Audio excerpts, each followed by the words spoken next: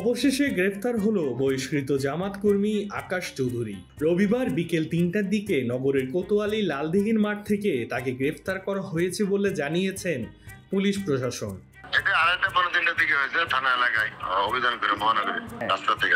গেল ২৮শে মে বিকেল ৩:৩০টায় এটিএম আজহারুল ইসলামের মুক্তির প্রতিবাদে নগরের জামালখান এলাকায় প্রতিবাদ কর্মসূচি পালন করে গণতান্ত্রিক ছাত্রজোট।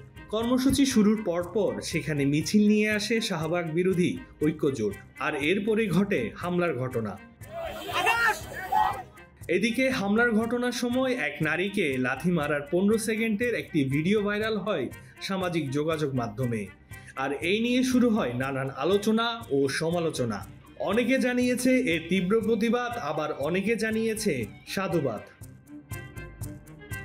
এর ৩ দিন পর সমালোচনার মুখে পড়ে শিবির ক্যাডার হিসেবে পরিচিত আকাশ চৌধুরী রবিবার নিজস্ব ফেসবুক আইডি থেকে একটি দিয়েছেন দীর্ঘ স্ট্যাটাস। তার দাবি, মুসলিম হিসেবে ইমানি দায়িত্বের জায়গা থেকে শাহবাগী, বাম, ইস্কন, ইসলাম বিদ্বেষীদের প্রতিহত করতে তিনি সেই দিন সেখানে গিয়েছিলেন। পরে এক পর্যায়ে অকথ্য ভাষায় আকাশের মাকে ধরে গালিগালাজ করলে আত্মরক্ষার জন্য তাদের প্রতিহত করেন।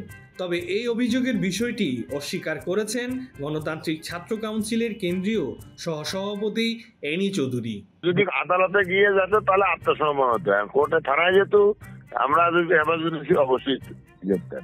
এদিকে আকাশ চৌধুরীকে গ্রেফতারের পর সরব হয়েছে তিনি গ্রেফতার নন, বরং করেছেন আত্মসমর্পণ। এ নিয়ে সামাজিক যোগাযোগ মাধ্যমে চলছে আলোচনা। তবে পুলিশের দাবি আত্মসমর্পণ নয়, করা হয়েছে গ্রেফতার। এটা একেবারে মিথ্যাচার।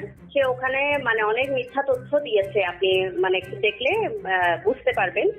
২০ ঘন্টা আগে সে যে স্ট্যাটাসটা দিয়েছে সেটা বলছে কি ৩-৪ জনকে আসলে আমরা কলার ধরে চেপেছিলাম, কিন্তু একেবারে ফার্স্ট টু লাস্ট আমাদের লাইভ আছে, আমাদের পেজগুলোতে আপনি ঢুকলে হয়তো দেখতে পাবেন, একেবারে লাইভ আছে কারা আগে আক্রমণ করেছিল সেটা।